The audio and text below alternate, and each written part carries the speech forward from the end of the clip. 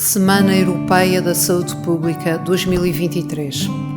Questões globais, ações locais. Acesso a cuidados e informação em saúde, quarta-feira, 24 de maio. Bom dia a todos. Em primeiro lugar, gostávamos novamente de agradecer a vossa presença.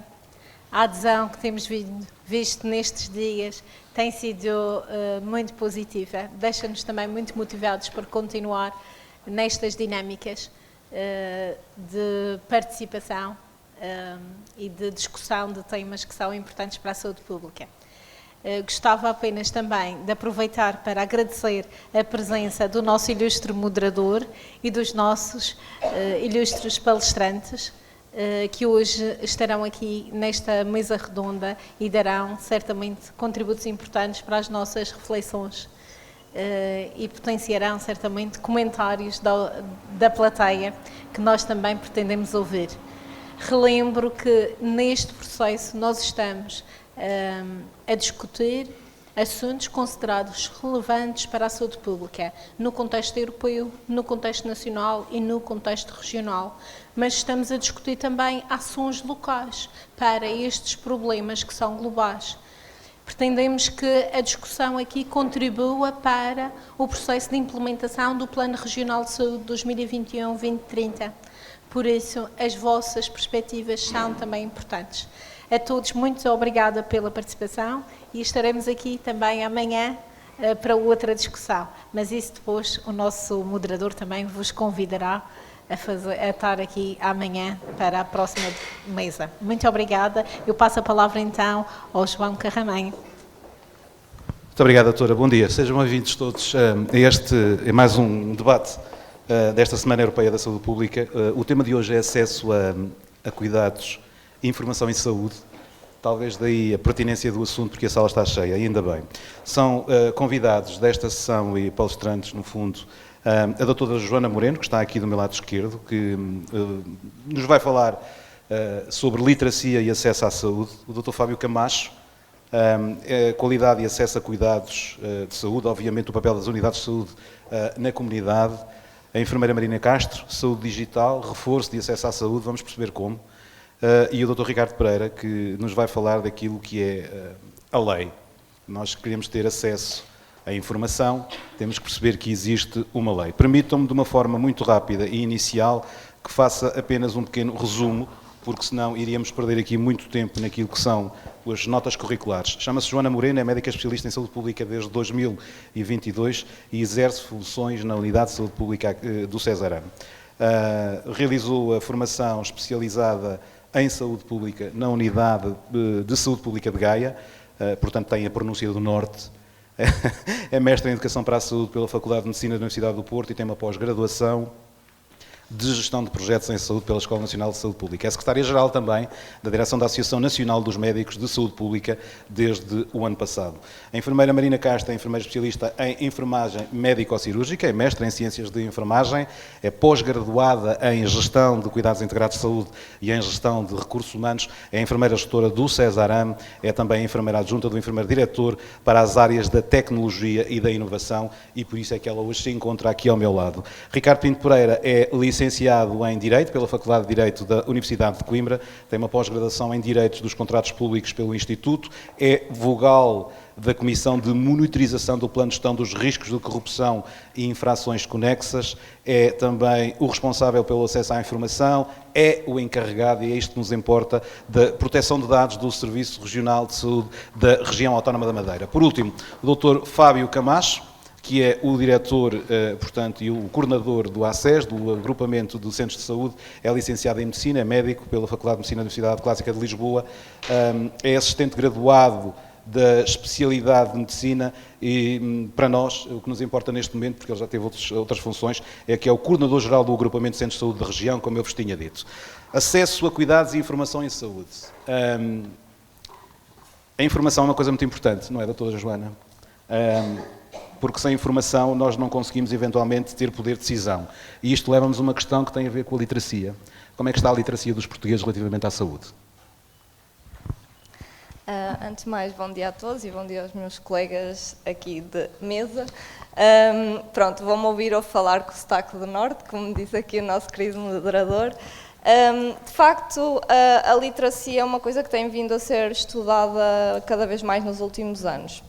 E de 3 a 5 anos, em períodos de 3 a 5 anos, vão sendo feitos inquéritos de literacia à nossa população. E o último que nós temos, de facto, é de 2019, que diz que a nossa população, cerca de 65% da nossa população, tem uma literacia suficiente para a saúde. Mas não é para este número que nós temos que olhar. Efetivamente, ainda há 8% das pessoas que têm uma literacia que é considerada insuficiente e cerca de 20% das pessoas que têm uma literacia em saúde considerada problemática. E, de facto, é verdade. Nós não podemos esperar que as pessoas tenham decisões em saúde se a sua literacia está também problemática. E depois, a literacia das pessoas vai também influenciar a forma como elas percepcionam a informação em saúde, que não é igual. Curiosamente, e aqui também falando da parte da educação para a saúde e da promoção da saúde, a informação sobre promoção da saúde é um tipo de informação que normalmente as pessoas conseguem percepcionar bem, conseguem compreender. Mas há um tipo de informação em saúde que as pessoas não compreendem tão bem, que é a forma como navegar no sistema de saúde. E isto é muito relevante para a mesa de hoje, não é? Portanto, nós queremos que as pessoas, além de perceberem que estão doentes e que precisam de recorrer aos serviços de saúde, elas próprias têm de saber como é que se devem deslocar no serviço de saúde, dentro do serviço de saúde. Que serviços procurar, qual é que é o mais indicado para eles, porque senão, desta forma, ele não vai poder obter os cuidados de que necessita para as suas necessidades de saúde. Está percebido que há uma coisa que aqui é importante, é como é que nós navegamos, ou seja, como é que entramos. Vamos experimentar, vou perguntar ao Dr. Fábio Camacho como é que funciona, ou seja, como é que eu entro no porto seguro da saúde. Ora, bom dia a todos os presentes e, portanto, agradeço tanto a organização, tanto o convite formulado. Portanto, aqui a navegação, tanto em termos digitais, podemos já, em parte, fazê-lo usando as novas tecnologias. Mas vamos à nossa visão mais clássica, a nossa visão mais habitual no nosso sistema, que é encontrar uma porta aberta. Ou seja, nós temos a sorte, na nossa região, termos 47 portas abertas que dão acesso a uma equipa tanto multidisciplinar, tanto que vai assegurar os cuidados de saúde, quer sejam preventivos, quer sejam curativos, que a população necessita. Essas 47 portas estão distribuídas por toda a região de uma forma a garantir a proximidade à população. E o utente vai encontrar, portanto, uma equipa nuclear de saúde. Portanto, constituída pelo médico de família, pelo enfermeiro de família, pelo assistente técnico. No mínimo vai encontrar estes três, independentemente da dimensão dessa unidade, seja essa unidade, portanto, que tenha centenas de profissionais a assegurar cuidados, ou até tenha no mínimo 4 profissionais. Portanto, estamos a falar aqui de unidades com dimensões e com capacidades muito dispares. Mas tentamos garantir essa oferta à população. A partir daí são assegurados os cuidados e, se necessário for, termos cuidados mais diferenciados numa área da medicina em particular, conseguimos assegurar tanto em tempo útil, porque há aqui uma necessária priorização das situações encontradas, assegurar a referenciação aos cuidados hospitalares, garantindo a resolução dos problemas mais graves. Permita-me, o que se está aqui a querer dizer, no fundo, é que o acesso à saúde deve ser feito pelas portas dos 47 centros de saúde que a região tem, mas, no entanto, o que se costuma perceber muito lá fora é que a porta de acesso ao serviço de saúde é a porta das urgências. Portanto, é uma visão naturalmente errada. A porta da urgência tem a sua finalidade, que é dar resposta às situações de caráter urgente e emergente, situações que sejam inadiáveis, e não dar resposta a situações que podem muito bem ser resolvidas no contexto daquela equipa nuclear de saúde que referi. A verdade é que há um certo deslumbramento, e aqui a importância da informação à população, há um certo deslumbramento com meios complementares de diagnóstico, e há tanto essa alegria, essa satisfação de se fazer análise de raio-x a tudo e qualquer caixa. Portanto, que é algo que muitas vezes não é necessário quando a equipa nuclear de saúde, que conhece o utente, porque estamos a falar de acesso a cuidados, mas de uma forma que é personalizada, ou seja, aquela equipa acaba por conhecer a população que tem a seu cargo, e está numa posição privilegiada para responder aos problemas específicos daquela população, daquela comunidade.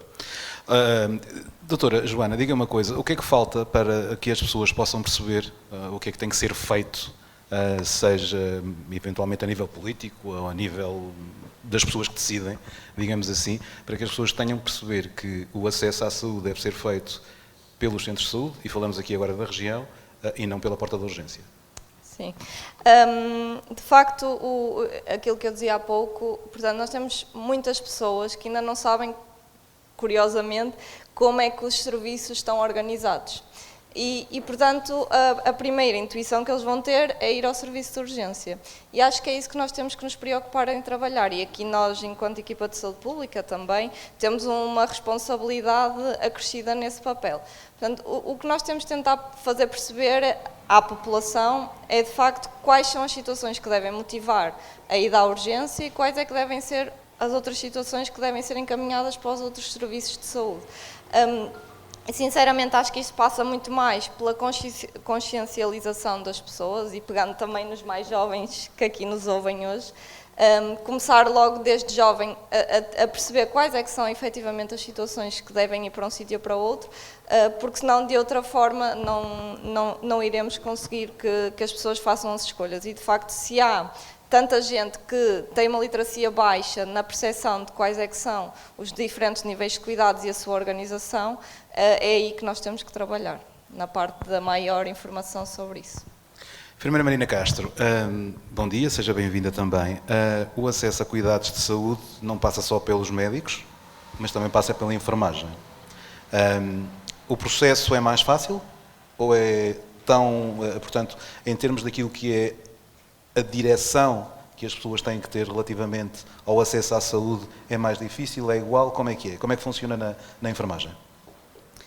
Bom dia a todos, obrigada pelo convite. O acesso é igual. Nos centros de saúde, como o doutor acabou de dizer, existe uma equipa nuclear e entre elas, nessa equipa está um enfermeiro. O nosso objetivo é que todos os utentes que se dirigem ao centro de saúde e que precisam de uma consulta de enfermagem, os que estejam marcados já estão agendados, e os que não estão agendados sejam efetivamente tenham essa consulta presencial no dia que eles precisam. Eu sei que todos os dias, entre as 8 e as 10, são reservadas 2 horas para cada enfermeiro, terem todos os centros de saúde ter um enfermeiro para acudir, digamos, às situações de emergência que os utentes possam vir, porque no resto do tempo eles têm os seus tempos agendados. É claro, quando um utente se dirige a um centro de saúde sem estar agendado, a enfermagem procura sempre que ele seja atendido. Pode esperar um bocadinho, porque se se os tempos estão agendados com outros utentes, com certeza tem que esperar um bocadinho, mas o objetivo é que o utente seja sempre atendido. Eu vou tentar fazer com que as coisas, tenham alguma lógica. Para tratar pessoas é preciso ter acesso à informação das pessoas. E isto leva-me, portanto, a falar aqui com o Dr. Ricardo Pereira, ele que é responsável por estas áreas, pelo menos da proteção de dados. Eu acho que a primeira coisa que é importante aqui perceber é o que é isto, em que é que isto consiste, porque é que isto me importa. Eu até lhe faço uma pergunta ao contrário. Para todos os efeitos, você, neste momento, é o responsável pelos meus dados. Bom dia a todos. Bom dia aos meus colegas de painel e agradecer o convite dirigido pela Direção Regional de Saúde. Não, eu não sou o responsável. A responsabilidade recai perante as instituições, sejam elas públicas ou privadas, que façam a recolha e o tratamento dos dados pessoais. O que é isto de dados pessoais? Em primeiro lugar, há aqui, só fazendo um breve resumo, é preciso perceber aqui vários conceitos. E o conceito maior e que veio fazer a transformação no ordenamento jurídico português foi a introdução do Regulamento Geral de Proteção de Dados. A própria denominação regulamento já tem uma diferença, isto só para uma breve nota, já tem aqui uma diferença relativamente à diretiva. Isto porquê? Porque uma diretiva tem que ser adaptada ao ordenamento jurídico interno de cada ordenamento jurídico do Estado-membro. O regulamento não. O regulamento tem a sua aplicabilidade diretamente no ordenamento jurídico. E foi isso que se verificou em 2016, entrando em aplicação em 2018, o legislador europeu teceu um conjunto de normas que foram aplicadas diretamente nos Estados-membros e passou a responsabilidade para esses Estados, para o ordenamento jurídico de cada Estado-membro, o cumprimento das suas regras, em que definiu o que são dados pessoais, o que são dados sensíveis, na categoria especial dos dados, definiu quem é que faz o tratamento desses dados pessoais e, havendo alguma violação ou acesso indevido a esses dados, sobre quem recai a responsabilidade. Esta é uma breve nota para que possamos todos entender o panorama jurídico atual. Muito bem. Focando na sua questão, a responsabilidade não é do encarregado geral de proteção de dados, mas sim da instituição. Aqui, o encarregado de proteção de dados é uma figura, é uma inovação da introdução dessas novas normas, e é uma inovação porquê? Porque é o encarregado de proteção de dados que é o intermediário, é o elo de ligação entre as instituições, sejam elas públicas ou privadas, que façam a recolha e o tratamento de dados pessoais e o titular dos dados, e com o responsável pelo tratamento. O responsável pelo tratamento são todas as entidades, peço desculpa por estar a ser repetitivo, entidades públicas e privadas que façam recolha e tratamento de dados. Também é o intermediário com a autoridade de controle, porque fiscaliza a autoridade de controle, que no nosso ordenamento jurídico português, penso que já é do conhecimento de todos os aqui presentes, é a Comissão Nacional de Proteção de Dados, e é também o elemento que faz a intermediação do responsável pelo tratamento com a autoridade de controle. A responsabilidade, respondendo diretamente, recai sim sobre todas as instituições, sejam elas públicas ou privadas, que façam a recolha e tratamento de dados pessoais. Isto porquê? Porque elas, com a entrada em vigor, em aplicação do Regulamento Geral de Proteção de Dados, as entidades passaram a ter um dever, que é a responsabilidade demonstrada. Ou seja, são as entidades que têm que salvaguardar a integridade e a confidencialidade dos dados. Não o fazendo, são elas as responsáveis. Há alguns pontos de interrogação. O que eu lhe sugeria é que nos desse um exemplo. Um exemplo concreto do que é a proteção de um dado, por exemplo, em saúde. Tente nos dar um exemplo, até porque a plateia ali é um bocadinho mais nova e eu penso que com o exemplo as pessoas vão compreender melhor. Certo. Por exemplo, na área da saúde, e é um exemplo que eu penso que é esclarecedor. Ora bem, eu ou qualquer um de nós, porque todos nós somos titulares dos dados, na qualidade de utente do Cesaram ou de outra unidade de saúde, dou os meus dados para os fins que a entidade pretende, ou seja, o tratamento e a prestação de cuidados de saúde à população, no qual eu também me integro. E é com base nessa informação que é dada que a entidade, seja ela pública ou privada, irá utilizar esses dados para a obtenção das suas finalidades. Muito bem. E um caso que tem causado muitas dúvidas, mas que tem sido cada vez mais assente, ora, eu enquanto utente tive a necessidade de ser internado num determinado serviço, numa especialidade. Ora, só poderá ter acesso à minha informação os prestadores de serviço que estão diretamente ligados ao meu plano terapêutico. Ora, muito bem, se eu estou internado, por exemplo, na cardiologia, serão médicos, que sejam eles profissionais da área da medicina, da enfermagem, assistentes técnicos, que estejam relacionados com o meu plano terapêutico e naquela especialidade. Evidente, é transversal, posso necessitar da prestação de cuidados de saúde de outras especialidades, mas aí o acesso está justificado. Por exemplo, eu estou internado na área da cardiologia, estou a receber cuidados, mas há, por exemplo, um acesso de um profissional de saúde, seja ele da área da medicina, seja da área da enfermagem ou de outra categoria profissional, que acede ao meu processo clínico apenas para saber onde eu estou internado e se estou internado e em que especialidade é que eu estou. Isto é considerado um acesso indevido aos meus dados pessoais. Acho que ficou esclarecido como é que os dados, pelo menos já voltamos a isto. Vamos voltar outra vez um bocadinho atrás, antes de começarmos a falar em algumas coisas que vão ser importantes com as pessoas que temos aqui. Doutora Joana, está visto que há dificuldades no acesso aos cuidados de saúde pelos doentes, portanto primeiro porque as pessoas não têm, algumas pessoas, ou faixas etárias eventualmente, não têm a capacidade de perceber o que lhes é dito, mas há uma questão, pode-se dizer que há aqui uma questão cultural também. Estamos habituados temos uma rotina, fazemos assim. É possível dizer isto ou estou a dizer alguma barbaridade? Não está toda a dizer uma barbaridade. Aliás, o acesso deve ser visto de várias vertentes. Não há uma vertente de acesso. E as várias vertentes têm as suas características e as suas, no fundo, determinantes. Por exemplo, o primeiro nível de acesso e que determina se uma pessoa vai ou não aceder a um serviço de saúde é a sua capacidade de percepcionar que está doente. Okay?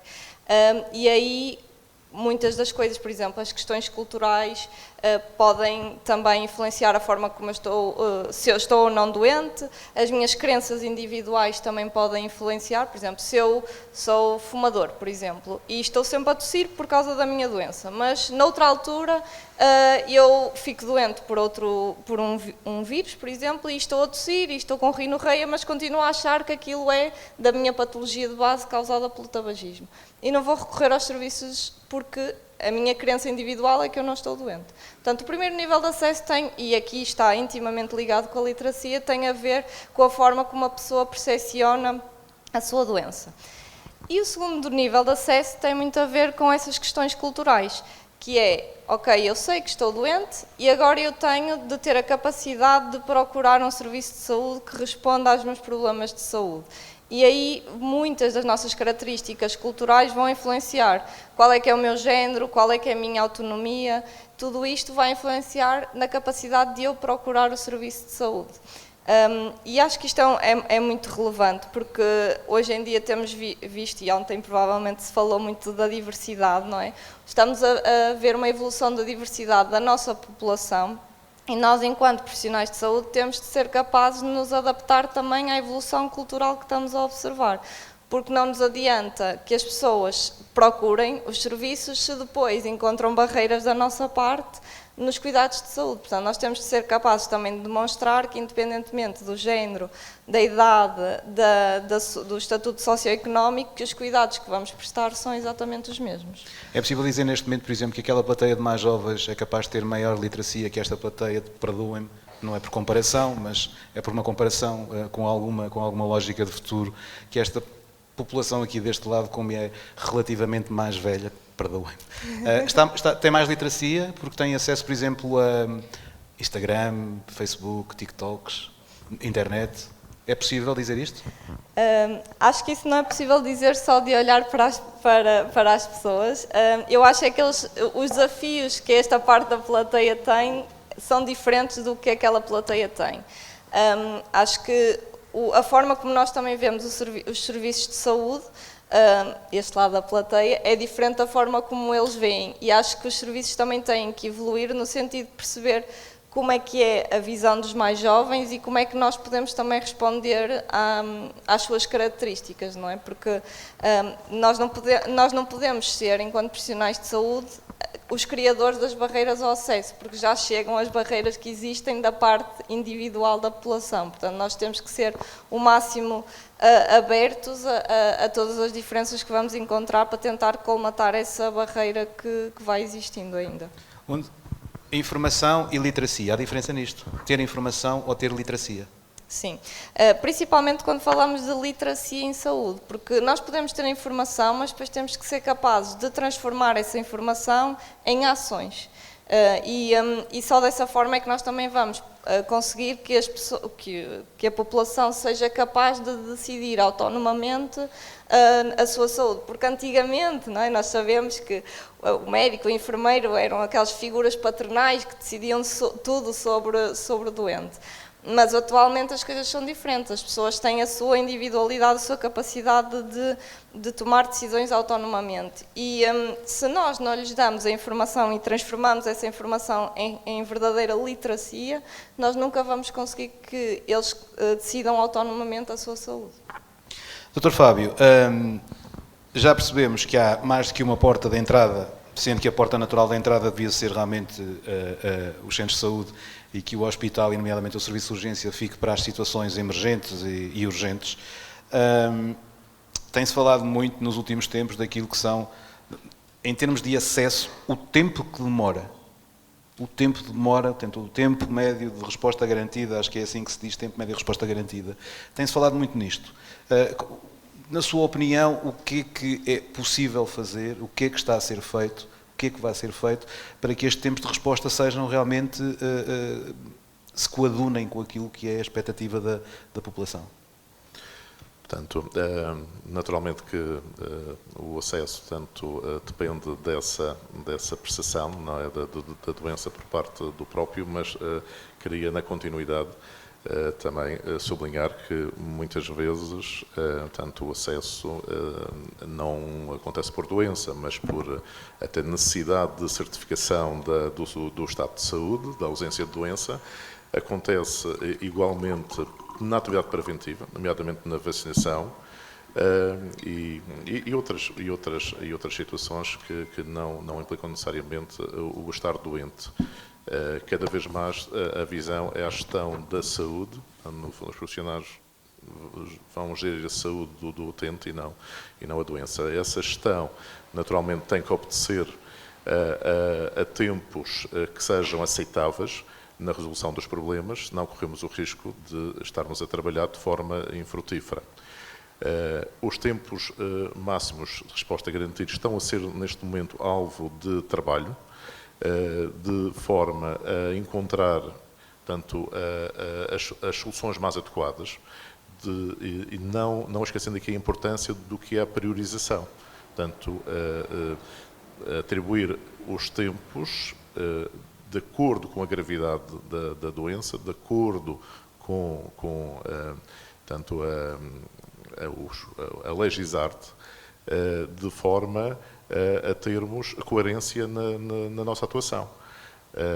Por exemplo, uma coisa muito simples como a renovação do receituário, existe um tempo definido de 96 horas para que essa renovação seja feita. O que é que acontece? Muitas vezes a pessoa só vai pedir a renovação do receituário quando já acabou a medicação, quando tomou o último comprimido, e não deveria acontecer, ou seja, quando a embalagem se aproximasse do fim, então devia haver esse cuidado. Se bem que nós temos sempre, no dia-a-dia, o cuidado de avisar o utente, de informar para fazer de forma atempada essa solicitação. Portanto, cada vez mais fácil através dos meios eletrónicos. Temos realmente aspectos identificados que terão que ser melhorados, nomeadamente alguma resposta também nas referenciações para algumas especialidades hospitalares. Portanto, temos tido alguma dificuldade em alguns serviços mais carenciados em termos de recursos humanos e também para os quais há alguma duplicação de solicitações, muitas vezes, que vêm de dificultar a resposta aos demais utentes.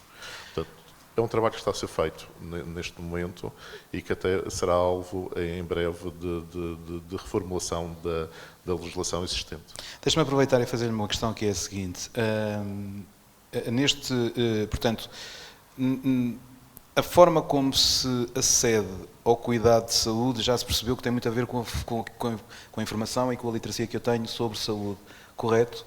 O que eu lhe pergunto é o seguinte, é possível que a saúde também trabalhe ou trabalha já esta própria literacia nas pessoas, por exemplo, em termos de consulta? Quando existe, acabou de dar um exemplo de que a pessoa devia pensar e nós avisamos, mas porquê é que isto não entra? Porquê é que isto não chega às pessoas? Portanto, está a acabar o seu medicamento, venha cá, peça uma receita, vamos renovar o seu receituário, mas depois isto não acontece. Pois, portanto, às vezes há alguma dificuldade. A nova visão é da responsabilização do utente também nos cuidados de saúde que lhe são dirigidos. O doente tem um papel importante, tanto também na tomada de decisão e na gestão, organização dos cuidados. Mas muitas pessoas demitem-se dessa responsabilidade, ou seja, o empowerment, o empoderamento do doente na tomada de decisão realmente não é para todos ainda. Portanto, há pessoas que gostam de ser, de alguma forma, mais protegidas ou sentem-se melhor acarinhadas pelos profissionais e dizem, bem, o senhor é que sabe, escolha lá faça lá o que é melhor. Portanto, ao passo que outros utentes já discutem, olha, eu preferia desta forma, ou se calhar fazemos primeiro isto e depois tomamos outro caminho. Portanto, há diferentes formas e aqui também parte dos profissionais, tanto um desafio, e conseguem responder parte dos profissionais à adequação da resposta a estas características do utente. Enfermeira Marina Castro, tem-se falado muito nos últimos tempos naquilo que é a digitalização da saúde. Tem acontecido? Sim. Nomeadamente em termos de enfermagem, que é o que me interessa neste momento. Em todas as áreas da saúde. Mas não querendo falar da área médica, provavelmente, qual é que é a importância da digitalização da enfermagem para a saúde das pessoas? Eu vou fazer um breve resumo histórico. Os mais velhos lembrar-se-ão que toda a informação em saúde era escrita em papel. Nós tínhamos processos clínicos em que acompanhavam o utente. Se o utente era internado, o processo clínico ia com o utente, se o utente ia para o bloco operatório, o processo do utente ia para o bloco operatório. E não havia uma informação rápida entre todo o Serviço Regional de Saúde. Portanto, muitas vezes os cuidados de saúde primários não tinham uma informação do que se tinha passado no hospital e o hospital não tinha informação do que se tinha passado nos cuidados de saúde primários. Portanto, desde há uns anos esta parte, nós tivemos, concretamente desde 2014, nós tivemos com o nosso sistema de informática, o nosso SESRAM, o Sistema Informático do Serviço Regional de Saúde, desde 2014, que está com uma interoperabilidade entre todo o Serviço Regional de Saúde, entre os centros de saúde, há conexão, portanto, todos os centros de saúde, os enfermeiros dos centros de saúde, sabem o que é que está a passar com o utente, que esteve no internamento, que esteve no hospital, que esteve na urgência, assim como os enfermeiros que têm os utentes internados nos serviços também podem ver o histórico do doente da consulta. Portanto, há uma interoperabilidade do sistema. Isto é possível porque o processo clínico está digitalizado. Portanto, nós todos conhecemos o que é que se passou. Isto até, só por uma curiosidade, para quem não sabe, esta interoperabilidade do SESRAM ganhou um prémio europeu em 2022, porque efetivamente é uma inovação que a nossa região teve.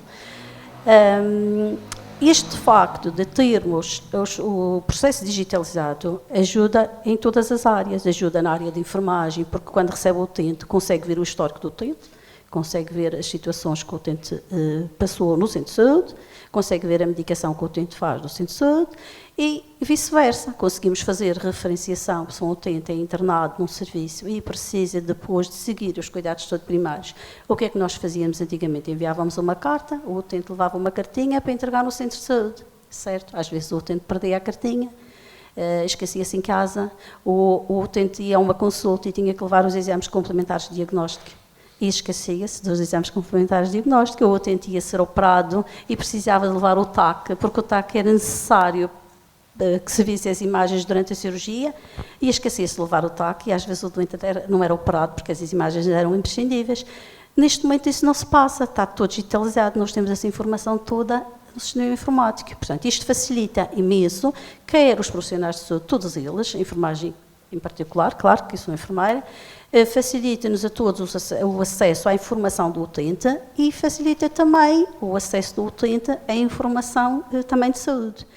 Recentemente, o Serviço Regional de Saúde criou a app do Cesaram, que eu penso que os mais jovens já conhecem, certo? Se calhar já têm todos instalados nos vossos smartphones. E os outros também, porque... E para a cara não, sim, alguns sim, certo? Estou a abanar a cabeça que sim. Quantos é que têm a app instalada? Vocês estão aí já agora? A aplicação do Cesaram. Há uma aplicação Cesaram. Que... quantas pessoas têm? 2? 2. 3? 3. 4? Vocês são para aí uns 20, portanto... E deste lado, quem é que tem a app instalada? Boa. Pronto, olha, lá está, João. Lá está, a informação eles trabalham em saúde, há aqui uma responsabilidade acrescida de terem a app instalada, que é para depois não ter o chefe a perguntar. Tenha vontade. O que é que nós podemos fazer com a app Cesaram? Imensas coisas. Nós na app Cesaram conseguimos colher muita informação nossa, dados nossos, dados da nossa vacinação, como é que estamos, temos alguma vacina atrasada, se temos algum relatório de algum exame que nós tínhamos feito e que queremos ver, os relatórios já lá estão. E, portanto, ajuda-nos imenso a nós termos a nossa informação. Também é importante nós vermos, se eu quero, por exemplo, estou a sentir-me doente e que acho que preciso de ir a um serviço de urgência, também consigo ver os tempos de urgência, consigo ver como é que o serviço de urgência está, on time, portanto, no meu smartphone, onde eu estou. E isto eu acho que é uma das ferramentas digitais que ajudam seguramente ao acesso do utente aos cuidados de saúde. Deixa-me fazer-lhe uma pergunta nesse seguimento. Como é que a palavra digitalização pode casar com a expressão mais cuidados em saúde? Vamos pôr um robô a tratar das pessoas? Explique-nos isso, por favor. Não vamos pôr um robô a tratar das pessoas. Se bem que a telecirurgia é uma inovação da telesaúde e que nós vamos implementar. Pronto. Mas sempre dirigida pelo cirurgião e com a equipa presente ao lado da mesa operatória. Mas pronto, a digitalização vai permitir mais cuidados, porque vai permitir informação do utente por todos os profissionais de saúde que precisam dela naquele momento. E há pouco o Dr. Ricardo dizia bem, só é permitido acesso aos profissionais que estão naquele serviço onde o utente está internado. Certo? Se o utente está na cirurgia, só os enfermeiros e os médicos, a equipa os assistentes técnicos só têm acesso a dados gerais, mas dados sensíveis de saúde só têm acesso à equipa de saúde daquele serviço. Eventualmente, algum poderá ter mais acessos, porque tem a ver também com as suas intervenções mais abrangentes, mas uma das formas de nós filtrarmos, ou nós gerirmos, ou garantirmos a segurança dos dados é os acessos que são permitidos. Portanto, nós, enfermeiros, não temos acessos aos doentes, todos estão internados no hospital. Não. Os enfermeiros dos serviços só têm acesso aos seus doentes. Com devidas exceções, porque há alguns serviços, há alguns enfermeiros que fazem áreas abrangentes, como, por exemplo, a câmara hiperbar, o bloco operatório, que nós podemos ter utentes de todos os serviços, e aí temos que garantir que eles tenham os acessos. Mas o João perguntava-me uma coisa... mais cuidados. Exatamente.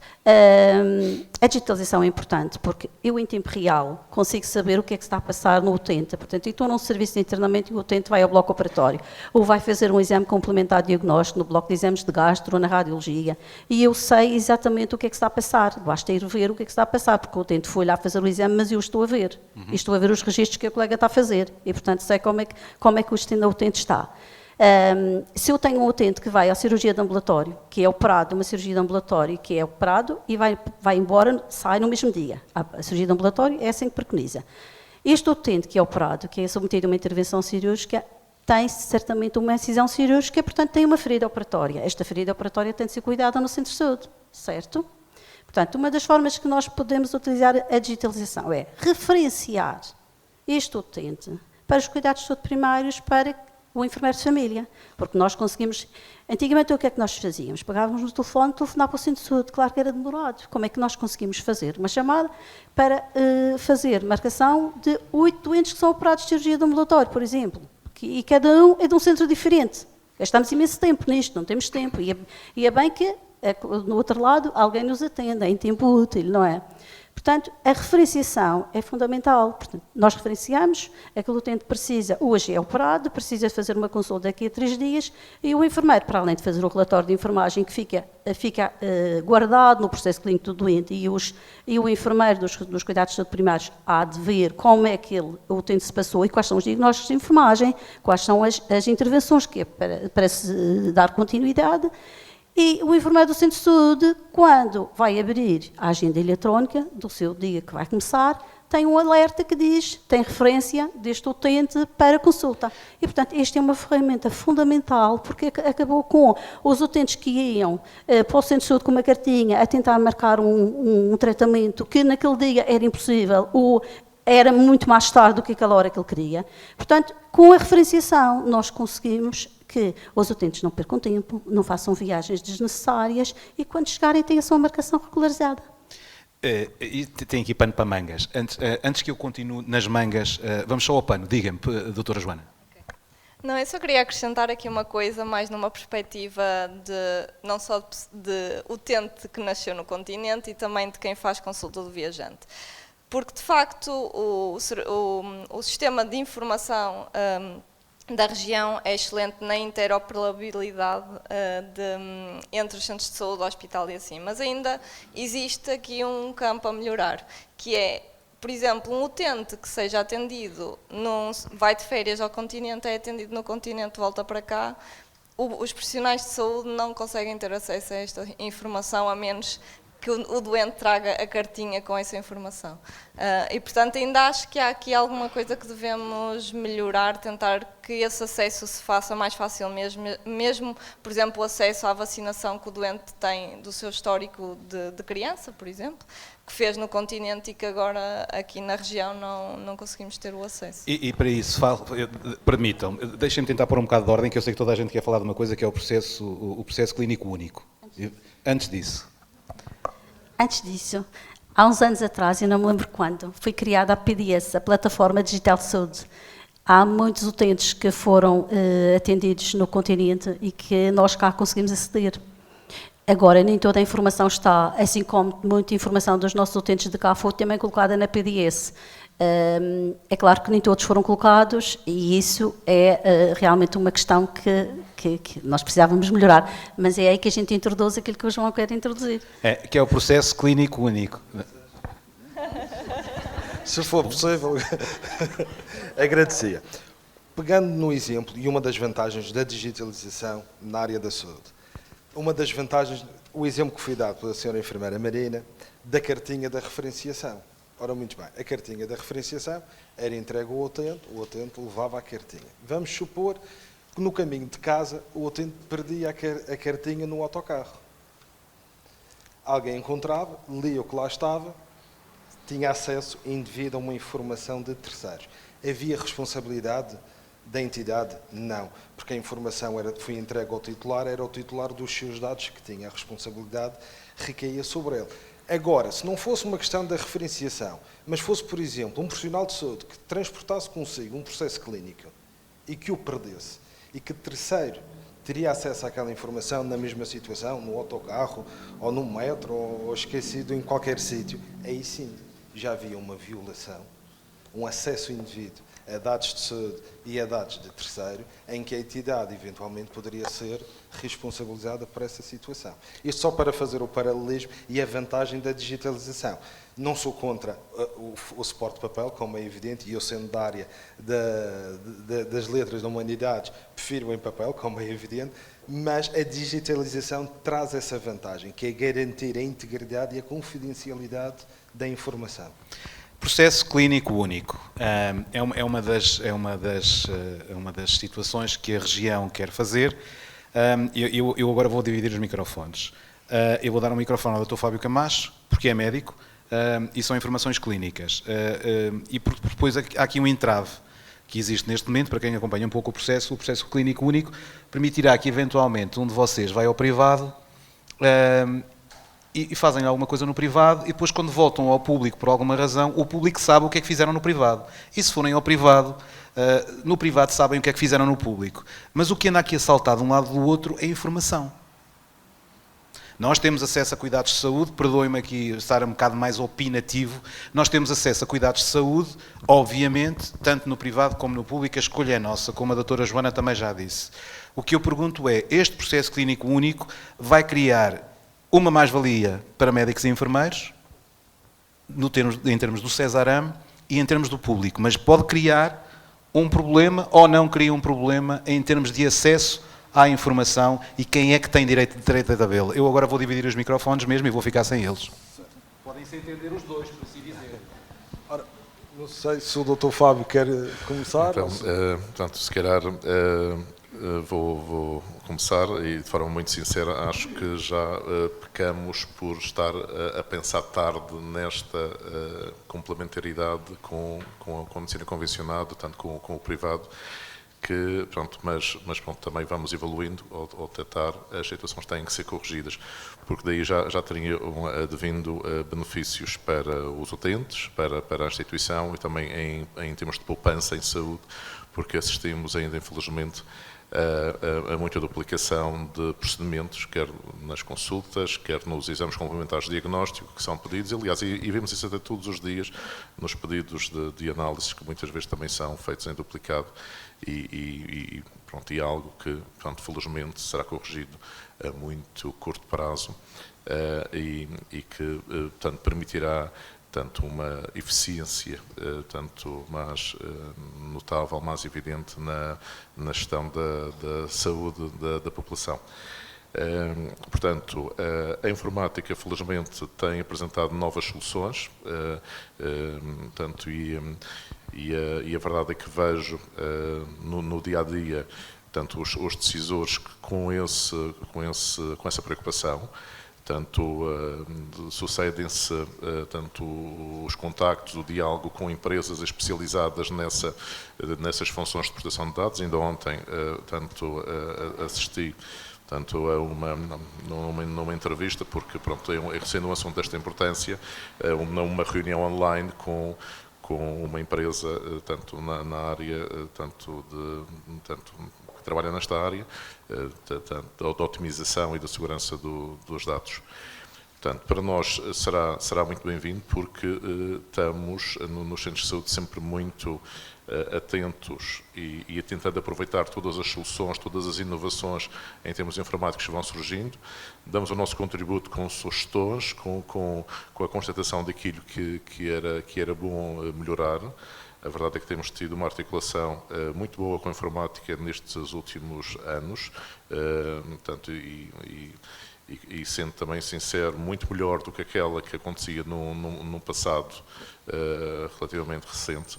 Estes últimos anos têm sido de grande evolução, fruto de uma maior abertura da informática, maior sensibilidade às necessidades dos profissionais. E esta resposta, portanto, esta informação, no fundo, que transita entre o centro de saúde e o hospital e que vai transitar também para as unidades privadas, mas esta informação, inclusive, já tem alertas associados que não tinha sentido, e ainda recentemente os utentes chegavam ao centro de saúde com a carta que traziam após a alta do internamento hospitalar, quando neste momento estamos já a garantir que exista um alerta que chega ao médico de família ou ao enfermeiro de família no momento em que o utente tem alta hospitalar.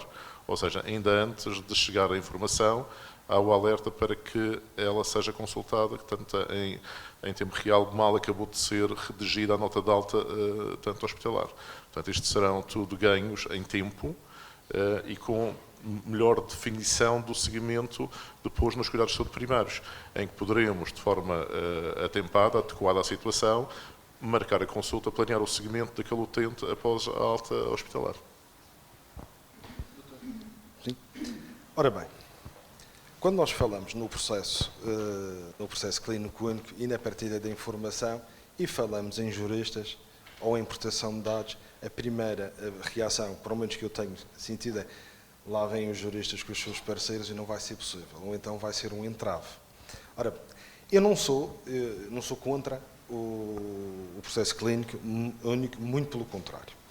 Mas nós temos que ter presente aqui também uma situação, que é, apesar do Regulamento Geral de Proteção de Dados, apesar da lei nacional que executa o Regulamento Geral de Proteção de Dados no ordenamento jurídico nacional, nós temos uma lei, que é a Lei 12/2005, que é anterior ao Regulamento Geral de Proteção de Dados, que logo no início do diploma diz-nos uma coisa, que é a informação clínica pertence ao seu titular e as entidades públicas ou privadas que detêm essa informação são meros fiéis depositários dessa informação. Ora, no processo clínico único, a informação que lá está é do titular dos dados, não é de nenhuma instituição. Por isso, a única preocupação no processo clínico único é, porque cabe às instituições, sejam elas públicas, sejam elas privadas, prestadoras de cuidados de saúde. Aliás, sendo privados, têm exatamente as mesmas obrigações perante o ordenamento jurídico nacional atual na matéria de proteção de dados de forma equiparada a uma instituição pública. Aqui o único cuidado e que é preciso observar é, novamente, garantir a integridade, a confidencialidade dessa informação e criar, acima de tudo, no utente, a garantia de que ele está convencido, e que tem que estar, não é só convencê-lo, efetivamente tem que estar demonstrada a segurança da sua informação. Estando isto garantido, é claro que o processo único é uma realidade e deverá ser uma realidade. Até também, porque o Dr. Fábio Camacho disse muito bem, traz as suas vantagens. E uma que salta logo à vista é a diminuição dos custos com os meios complementares de diagnóstico, porque muitas vezes há uma duplicação de meios complementares de diagnóstico que acarreta um maior número de custos e não só, muitas vezes, o espaço em que eles são realizados não são aconselhável que sejam feitos nesse espaço de tempo. Doutora Joana, é uma coisa que se ouve, a saúde não tem preço. Mas será que as pessoas percebem que a saúde tem um preço? Que custa dinheiro, que é, por exemplo, o Cesarem tem 250 milhões de euros para administrar durante um ano para fazer aquilo que é a produção, porque as pessoas não têm consciência disto. As pessoas vão aqui em Portugal, na Madeira e nos Açores, a um centro de saúde, a um hospital e não pagam nada, eventualmente, ok? E o que eu quero que nos tente explicar é que, por exemplo, para a geração mais nova, eventualmente, pensam que isto... Nos Estados Unidos tudo se paga. É um exemplo que provavelmente os mais novos conhecem. Ou se tem um seguro de saúde, ou se não faz rigorosamente nada, é capaz de, eventualmente, se poder morrer em algum lado. Mas, por exemplo, aqui na região, não. Nós entramos pela porta, olha, tenho aqui um problema, resolva-me isto. E eles resolvem e a gente vai-se embora para casa todos contentes, nem que seja com uma receita de um Benuron ou uma coisa assim no género, porque uma receita de um Benuron de 1 grama tem que haver receita, senão tem que tomar 2 de 500. E o que eu lhe pergunto...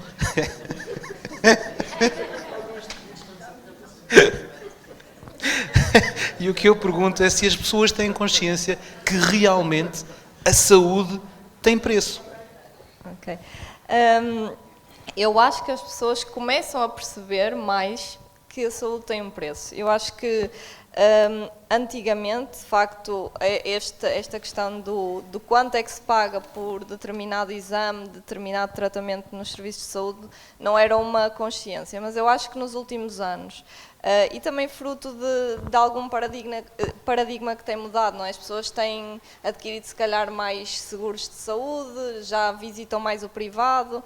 Esta questão da pandemia também fez com que as pessoas adquirissem mais seguros de saúde e as pessoas começam a ter mais consciência de qual é que é o preço que têm a pagar pelos tratamentos, porque consultam mais as unidades privadas.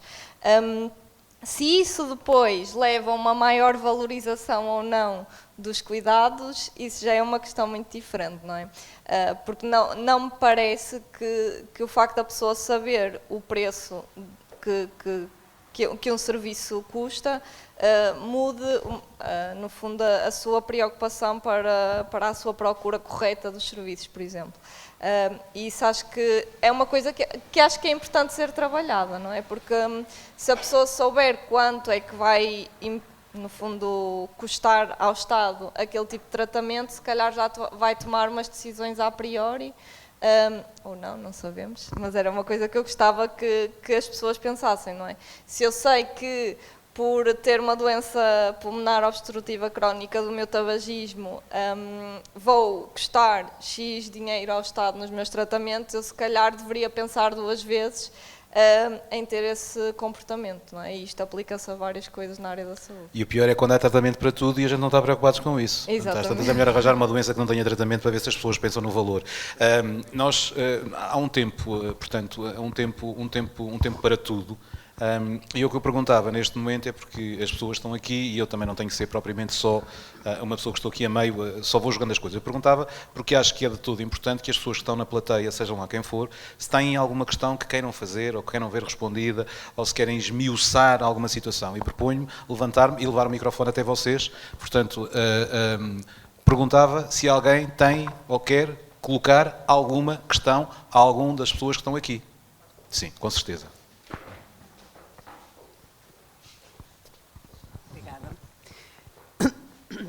Bom dia a todos. É o seguinte, o ano passado eu tive um problema de arritmia, fui a um casamento e acabei no Hospital Santa Maria e realmente não sei aquilo que tive mediante o que me disseram, porque depois pedi um relatório para o meu médico assistente cá e foi-me dado assim um papelinho muito pequenino, com metade da letra nem o médico percebeu. Portanto, eu fiquei com uma arritmia e o resto não se sabe. Pronto, isso é um ponto que pergunto se depois poderei obter alguns dados sobre efetivamente o que é que aconteceu, ou se fica assim e pronto, espero não passar por lá tão cedo, a não ser por cima. Quem quer responder, por favor? Tinha só mais uma coisinha. Entretanto, as arritmias de vez em quando não me largam e já voltei ao Hospital Manuel Mendonça mês passado e sim, correu tudo muito bem, mas tive que ficar lá internada e fiz umas análises que não vim-me embora sem estar prontas.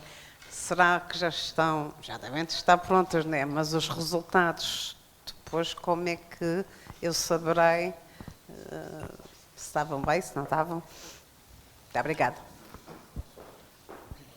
Isso aconteceu tanto no Hospital Santa Maria, pelo que entendi, a primeira vez. A primeira vez, sim. Mas as análises foram cá. As análises foram do mês passado. Em relação às análises feitas cá, aconselho ir ao Centro de Saúde, fala com a sua equipa nuclear de saúde, com o sistema de família, com o enfermeiro de família e com certeza terá acesso a essas análises e até marcando a consulta, terá acesso a uma contextualização da situação dentro da informação que tiver aqui disponível.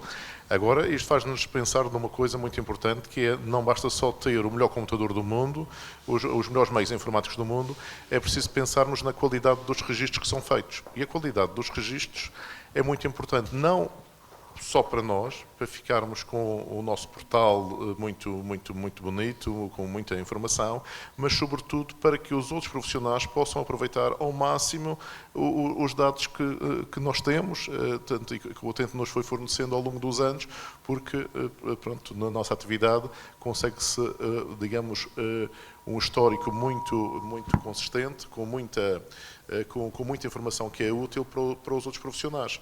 Portanto, daí que numa consulta a qualidade do registro é de extrema importância, senão toda a qualidade assistencial fica hipotecada.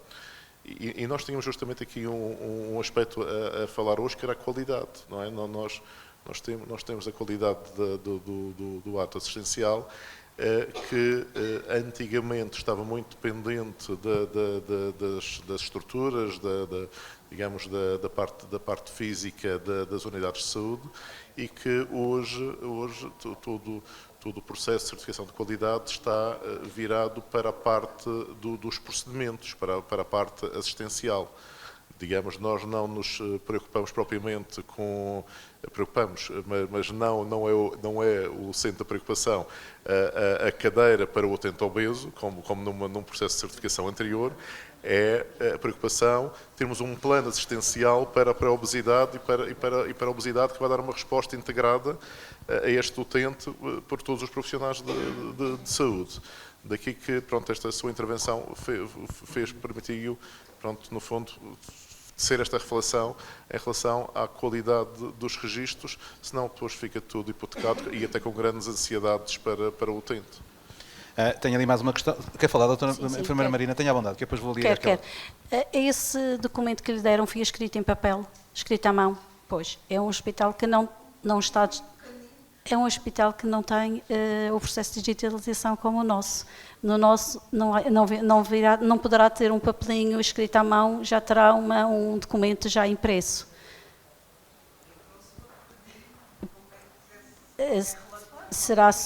Terá que ser a senhora a pedir, outra coisa, tem a app do Cesarame instalada? Não tem. Com a app do Cesarame instalada, consegue marcar a consulta. Ok? Para o seu enfermeiro de família, certo?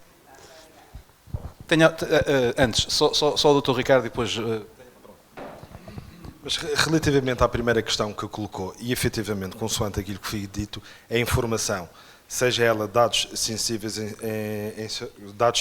que são dados de saúde, à luz do Regulamento Geral de Proteção de Dados, seja a informação nominativa à luz da Lei de Acesso aos Documentos Administrativos, a informação é sua. E o que a legislação nos diz é que pode requerer a sua informação à instituição que a detiver, sem necessidade de especificar a finalidade a que pretende. Ela sua tem direito à sua informação. Tenha à vontade. É só falar. Bom dia, meu nome é Margarida, eu sou médica interna de Medicina Geral e Familiar. Também tenho aqui outros profissionais de saúde presentes.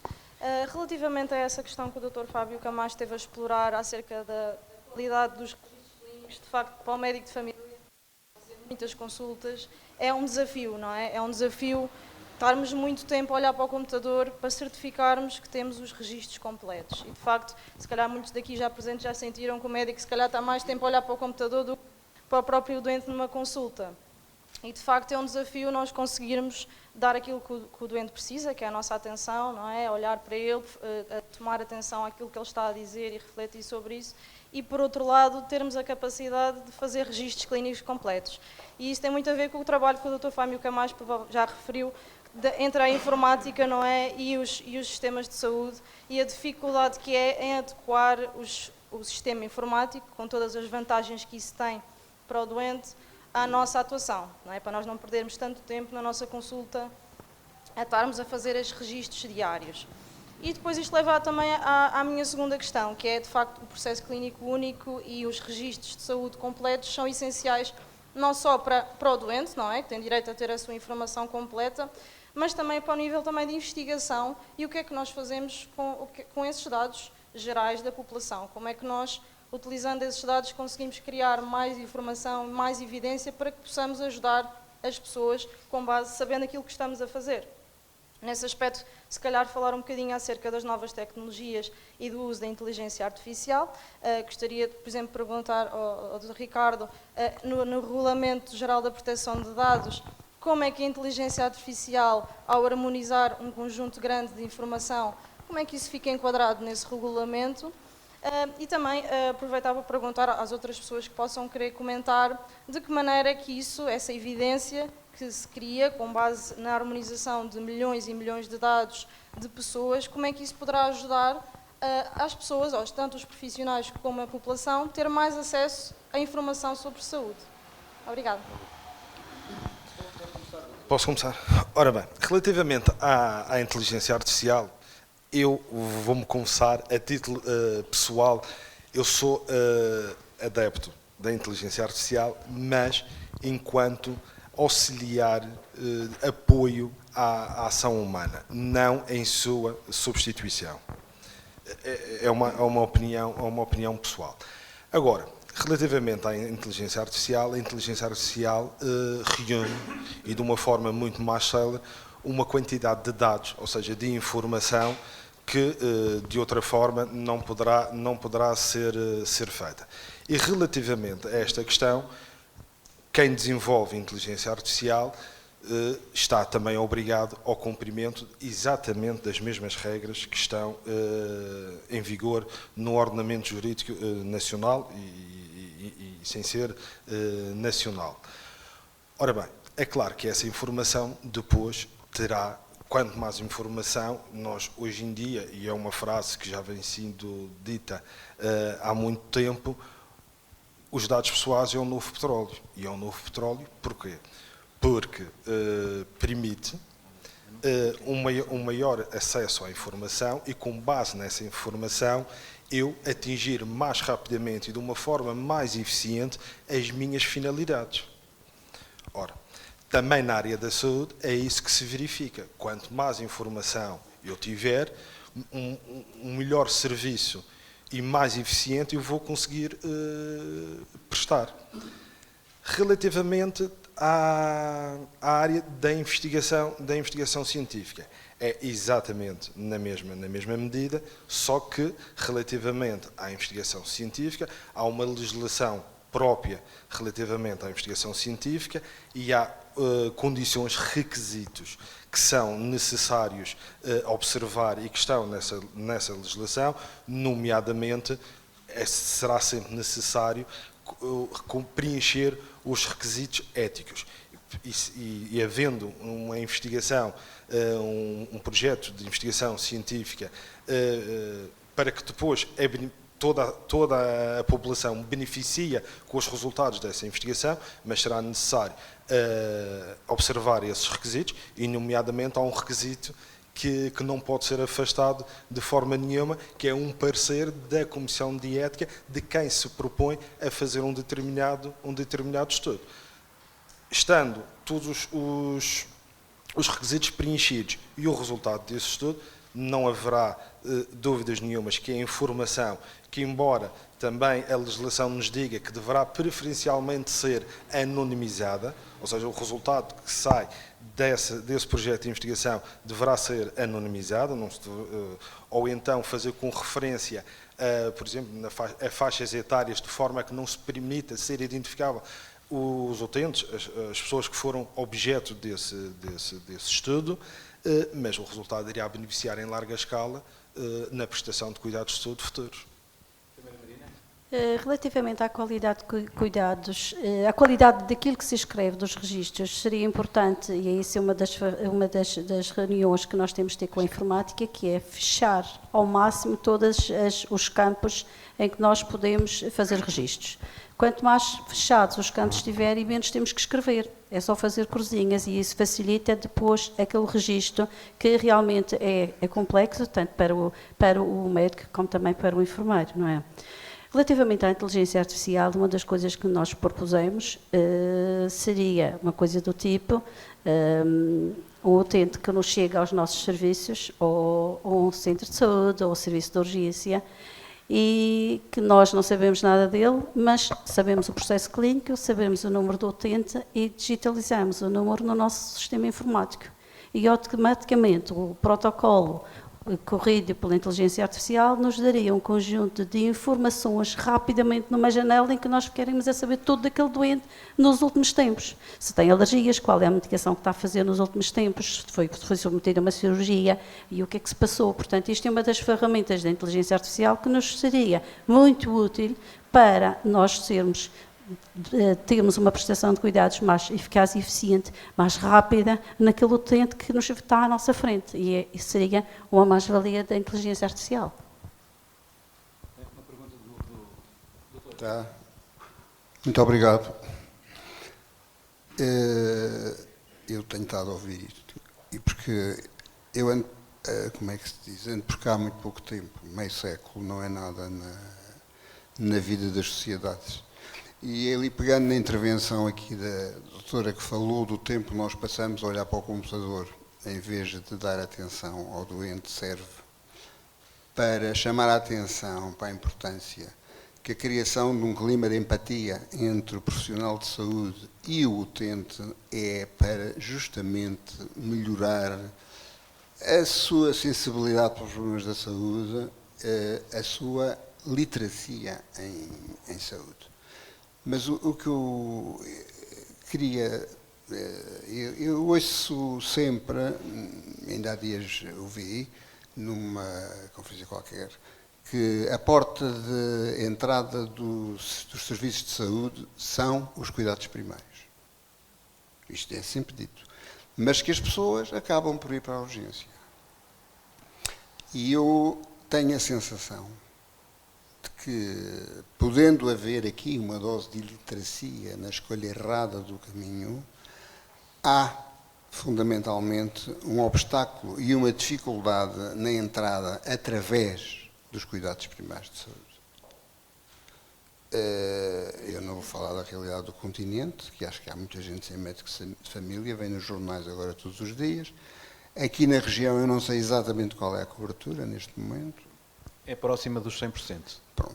Próxima. Em alguns conselhos já está a 100%.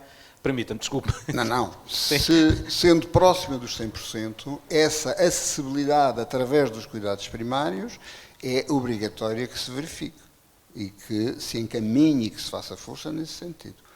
Porque, de qualquer modo,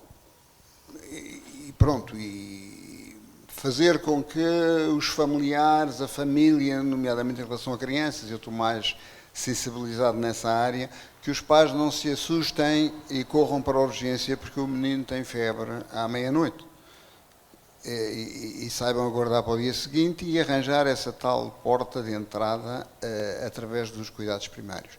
Mas esta sensibilização, este esclarecimento tem muito que ver também com a forma como se relaciona profissional de saúde e utente. É muito importante estabelecer um clima empático entre que a inteligência artificial não sei o que vai fazer. Eu fiquei muito satisfeito e surpreendido com a segurança com que a enfermeira Marina disse: nós não vamos pôr um robô a tratar dos doentes. Nós não vamos, mas daqui a 10, 20 anos eu não sei o que é que vai acontecer, não faço a mínima ideia. E em relação à inteligência artificial, a mesma coisa, porque nós vemos os próprios pais, donos da inteligência artificial, receosos do que está a acontecer. Preciso ter cuidado. E só ali uma relação, uma pergunta ali, não vou abordar o tema, porque não... que é na Comissão de Ética, o problema que nós temos em relação aos consentimentos informados, que é uma das coisas que é importante, porque os dados são propriedade do utente, não é verdade? E só podem ser feitas coisas com os dados de saúde com autorização do utente. E há situações específicas onde isso levanta muitos problemas, nomeadamente em relação a trabalhos retrospectivos. Aquele lado ali da sala vai começar provavelmente agora a fazer investigação cada vez com maior intensidade e quando se trata de trabalhos retrospectivos há um grande problema em como conseguir o consentimento informado e nós não temos encontrado nem da Comissão Científica nem da Proteção de Dados um consenso para termos uma forma uniforme de atuação, até porque vem dizer sempre mas este trabalho é multicêntrico e em Coimbra ninguém pede consentimentos informados para isto. E quem diz Coimbra, digo Santarém ou digo outro sítio qualquer. Dr. Fernando Paulo, a inteligência artificial eu também tenho medo. Muitos de nós já temos, a inteligência artificial já está em muitos sítios. Nós entramos na internet, num motor um navegador, e já nos apresentam um navegador, já nos apresentam uma inteligência artificial a perguntar se nós queremos utilizá-lo, não é? E nós também temos, já nem algumas ferramentas que temos nas nossas casas. E, por exemplo, tenho um robô de aspiração, em que ele mapeou a minha casa e todos os dias que ele aspirava ia por um circuito e há dias ele foi pelo circuito mais rápido, portanto ele já é inteligente, ele já sabe que vai por aquele mais rápido do que ele fazia no início, portanto nós estamos rodeados de inteligência artificial. Agora, e uma coisa certa, na área da saúde, eu digo isto, é claro que eu não vou passar muito tempo aqui na Terra, não é? Todos nós temos o nosso tempo contado, não sabemos o que é que vai acontecer. Agora, com a rapidez que a evolução tecnológica está a acontecer, nós estamos a ver todos os dias coisas diferentes. Mas uma coisa é garantida, Dr. Filomeno, a inteligência artificial e os robôs nunca poderão substituir aquela empatia que há pouco falou, aquele cuidado que nós temos que ter de proximidade. Portanto, nós vamos precisar sempre de seres humanos para cuidar dos nossos utentes. Sim. Relativamente à questão colocada pelo Dr. Filomeno, relativamente à investigação, efetivamente é verdade. Há regras próprias estipuladas para a investigação científica, mas nos estudos retrospectivos, em que não é possível conseguir adquirir o consentimento informado do titular dos dados, está aqui a haver um bloqueio à investigação. Há já entendimentos que vão no sentido de que, em certas situações, verificadas algumas circunstâncias, é possível dispensar o consentimento. A realidade é que ainda não está uniformizado e tem ficado um pouco ao critério de cada entidade, com o parecer quer da proteção de dados, quer da Comissão de Ética, mas efetivamente não há ainda uma uniformização e na minha opinião é um aspecto a rever. Portanto, o Dr. Filomeno fez aqui algumas reflexões que são também, portanto, importantes discutir, no sentido em que, pronto, e começando pela questão da inteligência artificial, portanto, e na ordem de ideias do Dr. Ricardo Pereira, realmente a inteligência artificial terá que ficar, pelo menos por algum tempo, com uma complementaridade saudável da atuação dos profissionais, quer garantindo a segurança do doente, nomeadamente em termos de alertas, se o profissional se tanto omitir ou se esquecer de alguma questão importante, lembrar as alergias, por exemplo, ou lembrar se o utente está grávida, para, portanto, fazer face a alguma falha do profissional na sua evolução terapêutica, diagnóstica. Portanto, até porque a inteligência artificial não vai à porta buscar o doente e não vê, antes dele se sentar, se tem tremor, se está sudado, se está ictérico. Portanto, há uma série de coisas que o médico, nos primeiros segundos de contacto com o doente, já se apercebe se está ansioso ou não, se está igual ao que estava na última consulta. Portanto, penso que teremos, portanto, muito tempo até que uma inteligência artificial consiga ter essa atuação, que nunca será substitutiva dos profissionais. Relativamente à porta de entrada, é verdade, com os 47 centros de saúde da região, muitas vezes não são tão apelativos como os serviços de atendimento urgente, justamente pela inexistência da panóplia de exames complementares diagnósticos e da certeza de se fazer sempre raio-x, análises, muitas vezes TAC, que naturalmente motiva a população a escolher a porta errada. A cobertura que temos, que ainda não é a que desejamos, mas já permite dar, portanto, a resposta, eu diria, a mais de 90% da patologia, porque essa de certeza está integrada nas listas, da forma como as listas de medicina familiar são constituídas, elas não são feitas de forma aleatória, portanto, os elementos da lista entram por critérios de prioridade, entram por patologia ou pela sua situação fisiológica de vulnerabilidade, e então teremos as listas como um concentrado de patologias ou de situações de fragilidade.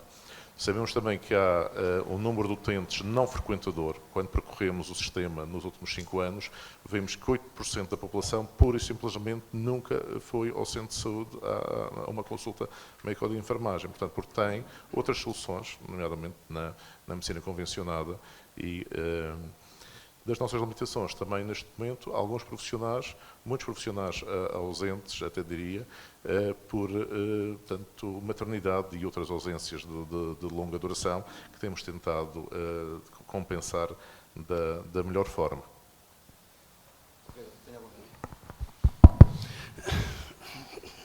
Bom dia.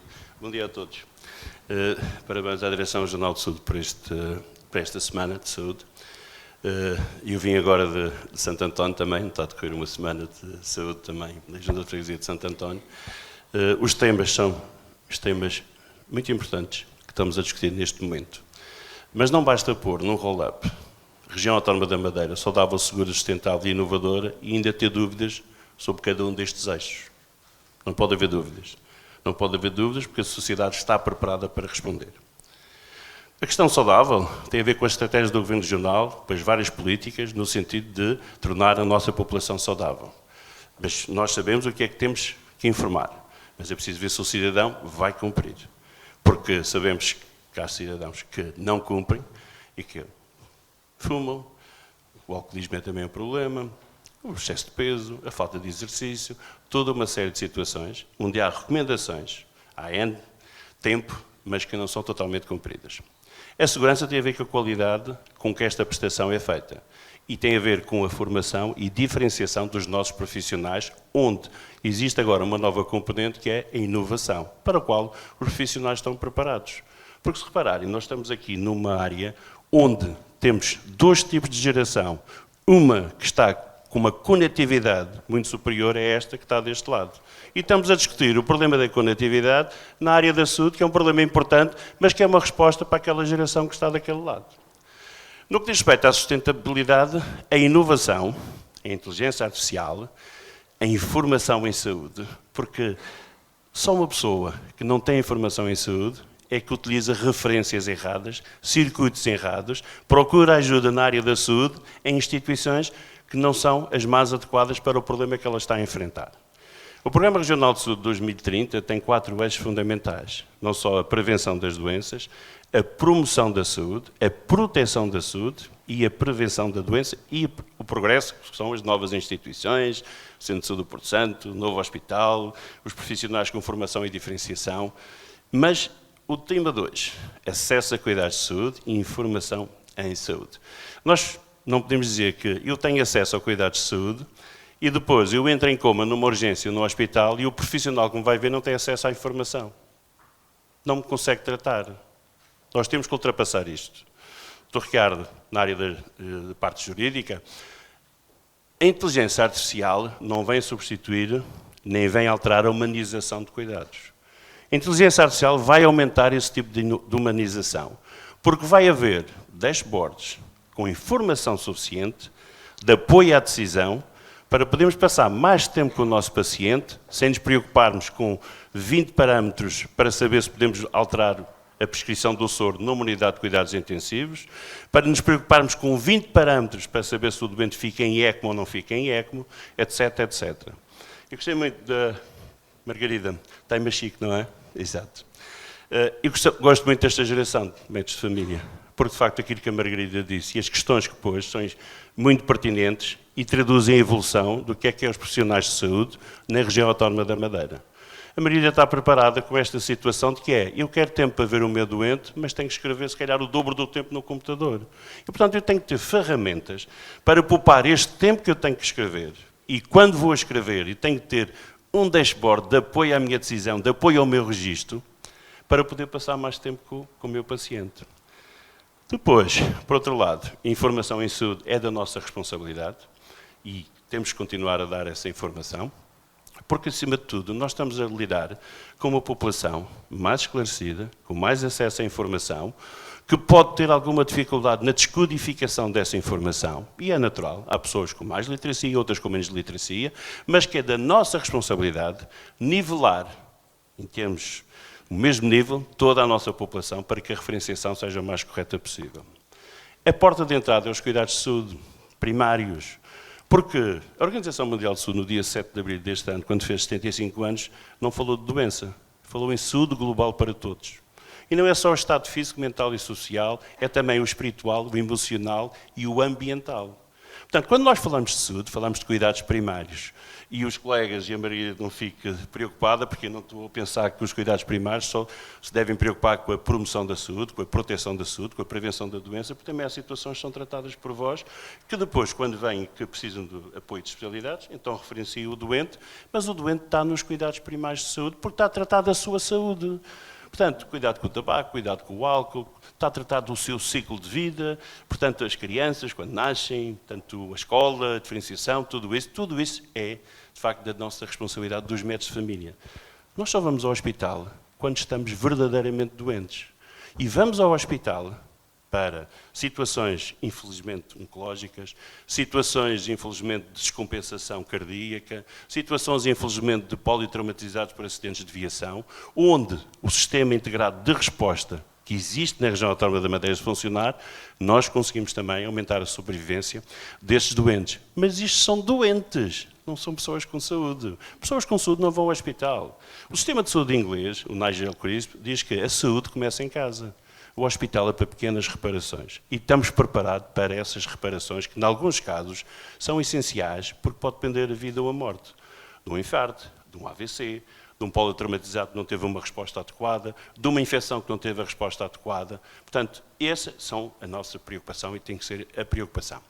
A inteligência artificial. A inteligência artificial é uma nova ferramenta e tem que ser utilizada. Eu tenho pena, a Margarida devia ter estado ontem na Science to Health to Tech, na nova Business Economics, com o professor Peter Barros, onde nós participámos, e o Dr. Júlio fez uma apresentação extraordinária, onde explicou como é que a inteligência artificial o vai poder ajudar, porque ele tem um doente em risco de vida e tem 50 parâmetros para analisar.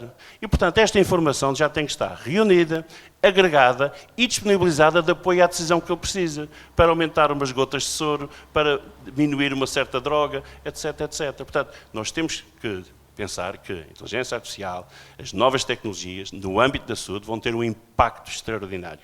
Mas vão ter um impacto extraordinário para ajudar os profissionais. E, acima de tudo, o acesso a cuidados e informação, através desta conectividade. Eu não preciso, porque tenho com febre, eu não preciso de ir à urgência, não preciso de ir aos cuidados primários de saúde. Eu tenho que ter a possibilidade de falar com o meu médico de família, ou com o meu enfermeiro de família, ou com o meu farmacêutico de família, ou com o meu dentista de família.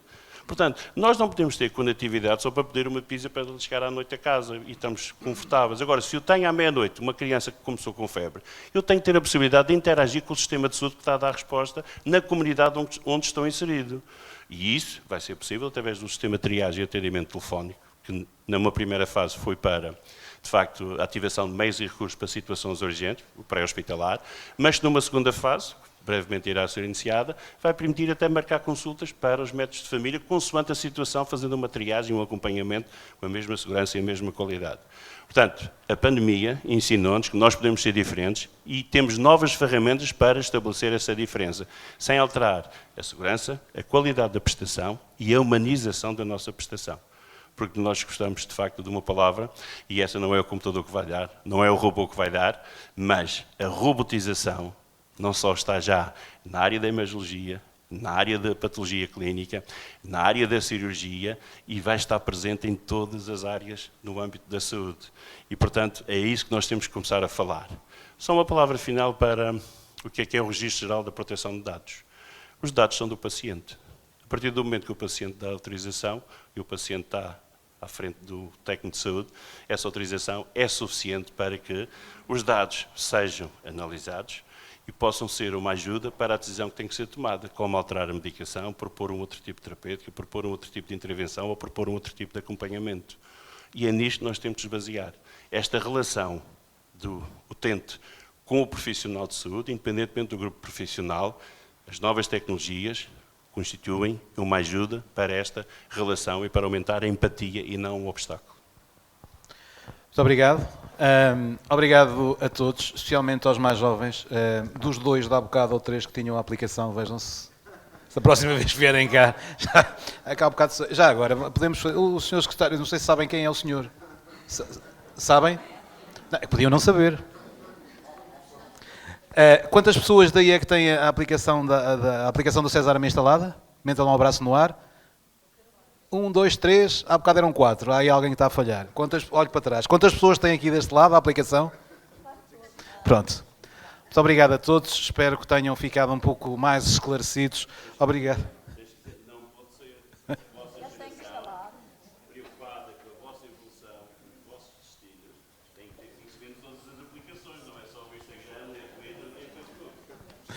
Muito obrigado a todos pela vossa presença. Amanhã há mais um debate relativamente a outro tema. Muito obrigado. Obrigado.